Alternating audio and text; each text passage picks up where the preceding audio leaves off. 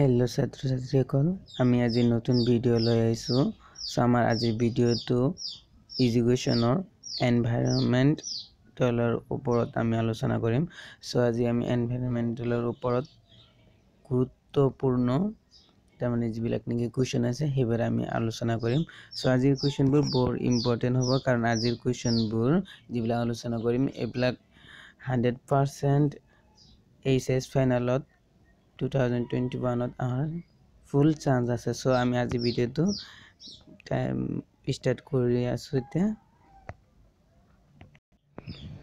so আমাৰ আজি প্ৰথম কোৱেশ্চনটো হল সো এতিয়া class 12 education question answer 2021 so আমাৰ এই কোৱেশ্চনবোৰ 2021 চনত বৰ আহাৰ বেছিকে সম্ভাৱনা আছে সো আমি ভিডিওটো স্কিপ নকৰি ভালদৰে চাম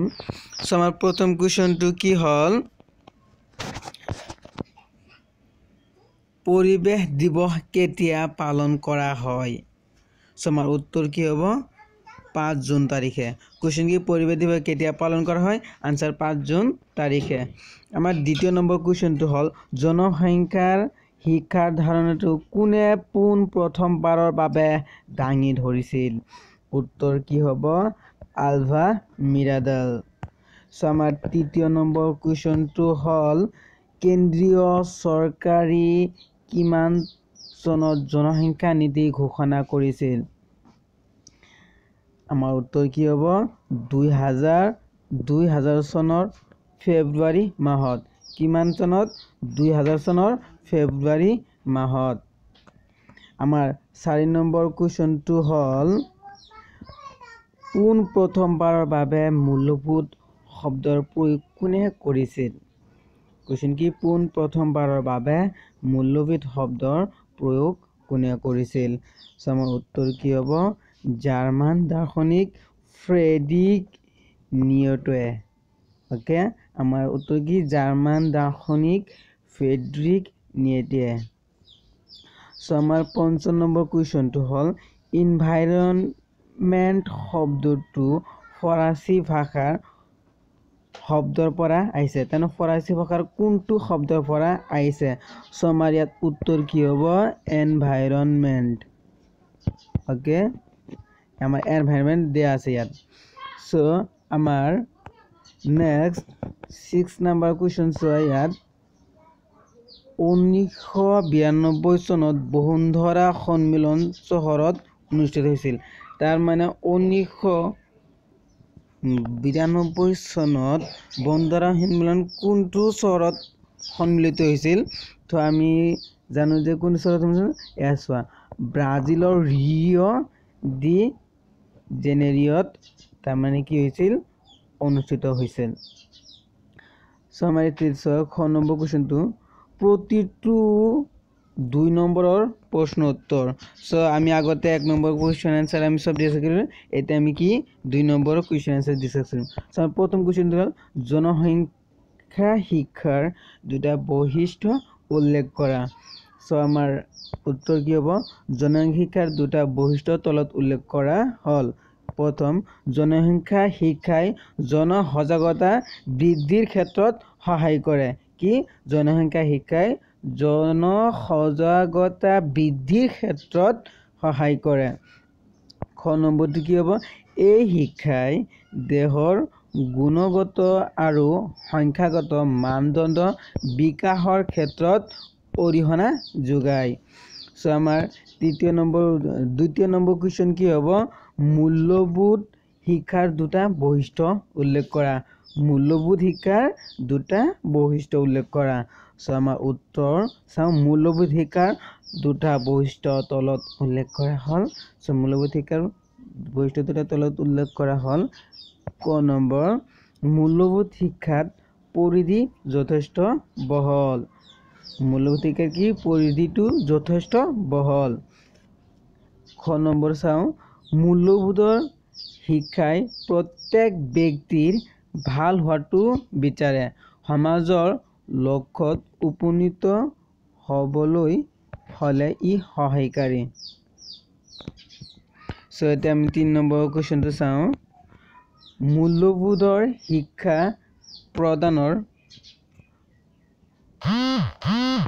মূল্যবোধৰ শিক্ষা প্ৰদানৰ দুটা পদ্ধতি উল্লেখ কৰা বা মূল্যবোধৰ শিক্ষা প্ৰদানৰ দুটা উপায় লিখা সো আমাৰ আনসাৰ সামিতে উত্তৰ মূল্যবোধৰ শিক্ষাই প্ৰদান কৰা দুটা পদ্ধতি তলত উল্লেখ কৰা হল 1 নম্বৰ বক্তৃতা পদ্ধতি আৰু খ নম্বৰ কি হ'ব সাধু কোৱা সো এতিয়া আমি 4 নম্বৰ কোৱেশ্চন এতিয়া আমি আলোচনা কৰিম সো 4 নম্বৰ পৰিবেশ শিক্ষাৰ পৰিসৰত অন্তৰ্ভুক্ত হোৱা দিশবোৰ উল্লেখ কৰা সো আমি উত্তৰ চাও পৰিবেশ শিক্ষাৰ পৰিসৰত অন্তৰ্ভুক্ত হোৱা দিশবোৰ তলত উল্লেখ কৰা হল ক নম্বৰ সামাজিক খ নম্বৰ অৰ্থনৈতিক গ নম্বৰ কাৰিকৰী ঘ নম্বৰ নৈতিক আৰু অঙ্গ নম্বৰ কি শৈক্ষিক সো আমি আকৌ চাও সামাজিক অৰ্থনৈতিক কাৰিকৰী নৈতিক আৰু কি শৈক্ষিক সো আমাৰ 5 নম্বৰ কোৱেশ্চন দিতে চাম পৰিবেশ শিক্ষাৰ দুটা উদ্দেশ্য লিখা সো কি পৰিবেশ শিক্ষাৰ দুটা উদ্দেশ্য লিখা আমি উত্তৰ চাম উত্তৰ পৰিবেশ শিক্ষাৰ দুটা উদ্দেশ্য হল ক পৰিবেশৰ অবিহনে মানুহৰ যে অস্তিত্ব নাই সেই সম্পৰ্কে পৰিবেশ শিক্ষাই মানুহক সজাগ কৰি তোলে খ পৰিবেশ শিক্ষাই সমাজৰ কুসংস্কাৰবোৰ গুচাই বৈজ্ঞানিক মনোভাৱৰ গঠন কৰে 6 নম্বৰ কোৱেশ্চন আমি চাম মূল্যবোধ শিক্ষা বুলিলে কি বুজায় সাম উত্তৰ কি হ'ব মূল্যবোধ শিক্ষা বুলিলে এনেবোৰ শৈক্ষিক কাৰ্যসূচী অন্তৰ্ভুক্ত কৰি কৰণৰ কথা সূচায় যিবোৰ ব্যক্তি আৰু সমাজৰ উন্নতি অৰিহণা যোগায় অৰ্থাৎ এই কাৰ্যসূচীবোৰে সমাজ এখনক স্বীকৃতি প্ৰদান কৰাত সহায় কৰে ই এজন ব্যক্তিৰ শাৰীৰিক মানসিক নৈতিক সৌন্দৰ্য বোধক সামাজিক আৰু আধ্যাত্মিক বিকাশত সহায় কৰে সো আমাৰ 7 নম্বৰ কোৱেশ্চন হল জনসংখ্যা শিক্ষা কি উত্তৰ জনসংখ্যা শিক্ষা হৈছে এনে এক ধৰণৰ কাৰ্যসূচী যাৰ দ্বাৰা বৰ্ধিত হাৰত বৃদ্ধি হোৱা জনসংখ্যা তাৰ পৰা উদ্ভৱ হোৱা সমস্যাবোৰ ৰোধ কৰা আৰু জনবিস্ফোৰণ নিয়ন্ত্ৰণ কৰাৰ উপায় আদিৰ বিষয়ে অধ্যয়ন কৰা সো ইয়াত তাৰমানে আমাৰ বিয়ে হৈছে কিন্তু ইয়াত তাৰমানে বিষয়ে হ'ব সো মইলৈকে এইটো তাৰমানে শুদ্ধ কৰি ল'বা এইটো মোৰ হেৰি কৰোঁতে মিষ্টেক হৈছিল সো এতিয়া চাওঁ জনসংখ্যা শিক্ষাৰ ধাৰণাটো পোন প্ৰথমবাৰৰ বাবে